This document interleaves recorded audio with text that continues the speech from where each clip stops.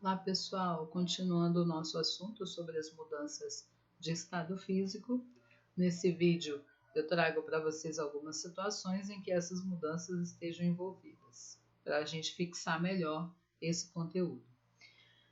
A primeira imagem que eu tenho aí, o gelo, exemplifica a solidificação e a fusão, ou seja, quando eu pego a água, coloco lá no congelador, essa água vai tendo a sua temperatura diminuída, não é isso?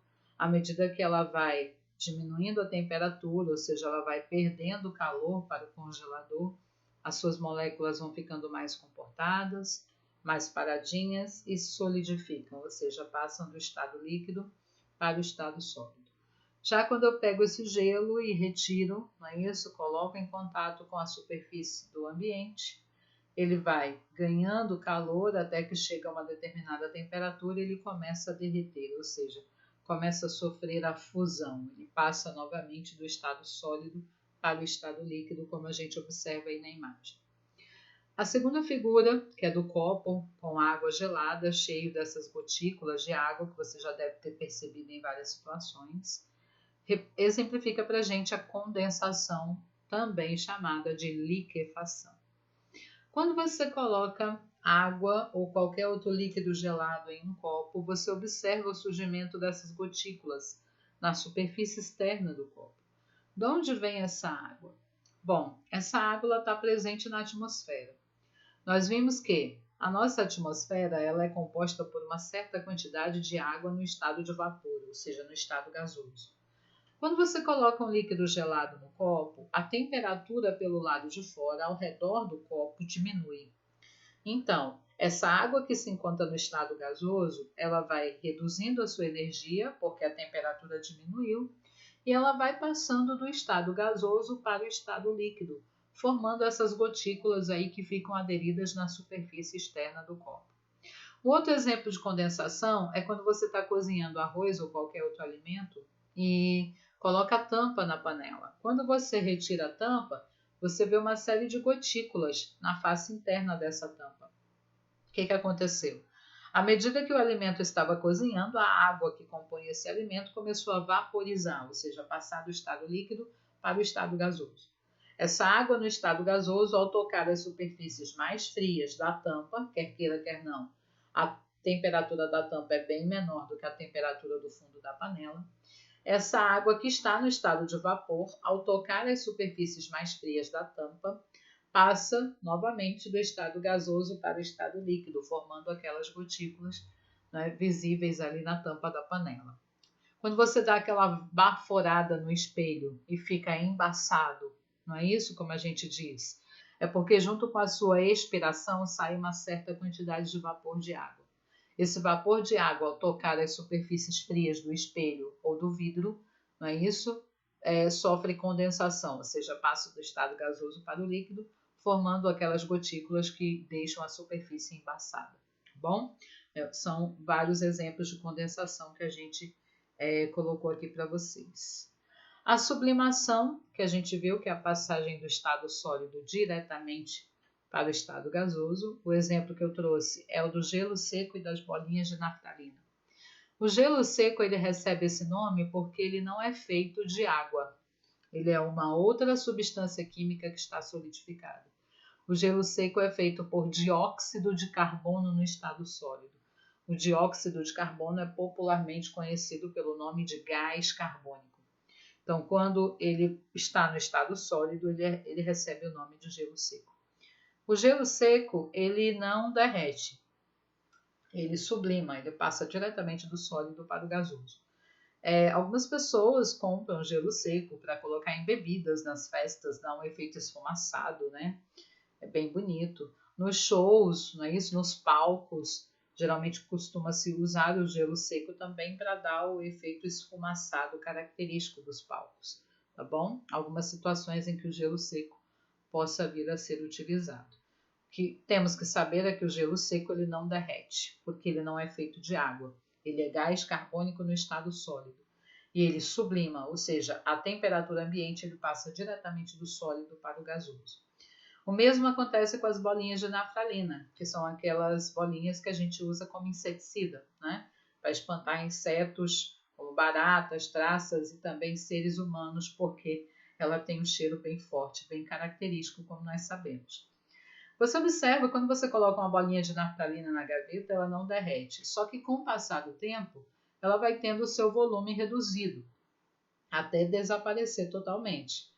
E quando ela, à medida que o volume dela vai sendo reduzido, o cheiro fica mais intenso. Por quê? Porque ela está sublimando, ela está passando do estado sólido diretamente para o estado gasoso. Como a gente viu, no estado gasoso, as moléculas têm muita liberdade. Um gás se expande até ocupar todo o espaço disponível. É justamente nesse momento que a naftalina, o cheiro dela fica muito mais intenso, muito mais forte. Quando ela começa a sublimar, ou seja, passar do estado sólido diretamente para o estado gasoso.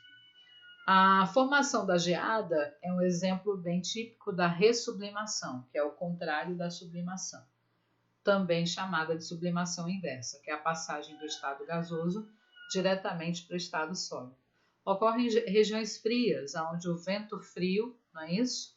É característico. A diminuição brusca de temperatura faz com que o vapor de água presente na atmosfera ressublime, ou seja, passe do estado gasoso diretamente para o estado sólido, formando esses cristais de gelo que se depositam sobre as superfícies, aqui no caso, sobre as folhas.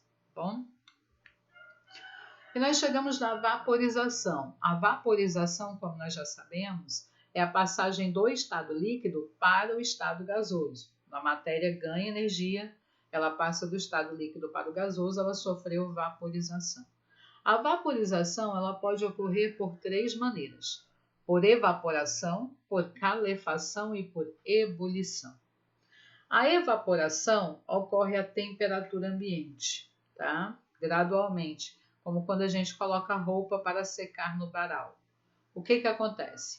A água presente nas tramas do tecido, ela vai ganhando energia, vai ganhando calor do ambiente e ela começa a vaporizar ou evaporar, como a gente diz, passando gradualmente do estado líquido para o estado gasoso, indo compor a atmosfera.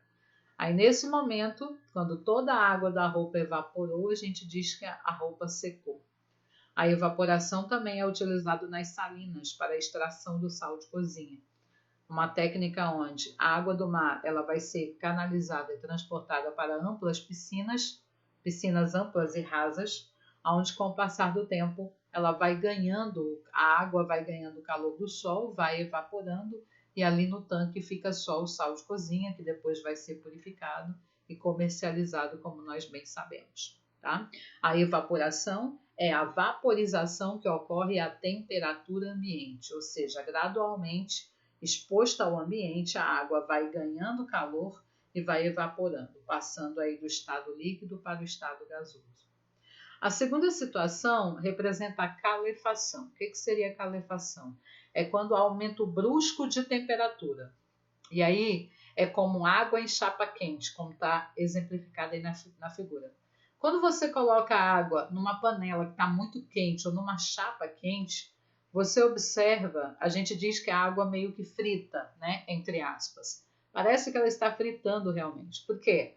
O calor é tão intenso que as moléculas de água começam a se chocar umas contra as outras, gerando aquele chiado, aquele barulho característico.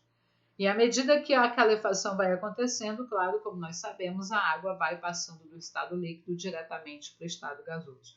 Então, a calefação ocorre quando há aumento brusco de temperatura, como água em chapa quente.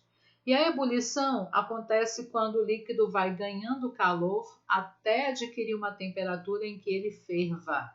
Ebulição significa fervura. Quando a água ferve, ela entra em ebulição. E à medida que ela entra em ebulição, ela também passa do estado líquido para o estado gasoso. Então, o que a evaporação, a calefação e a ebulição têm em comum? Tem em comum que nas três situações a matéria vai passar do estado líquido diretamente para o estado gasoso. A diferença é como isso vai acontecer. A evaporação ocorre gradualmente à temperatura ambiente, a calefação quando há aumento brusco de temperatura e a ebulição é quando o líquido ganha calor até ferver. Certo? Bom, gente, Espero ter contribuído aí para a gente recordar um pouco sobre as principais mudanças de estado físico. Quem gostou do vídeo, dá o seu like e quem puder se inscreva no canal para estar dando uma forcinha para a gente. Valeu, viu?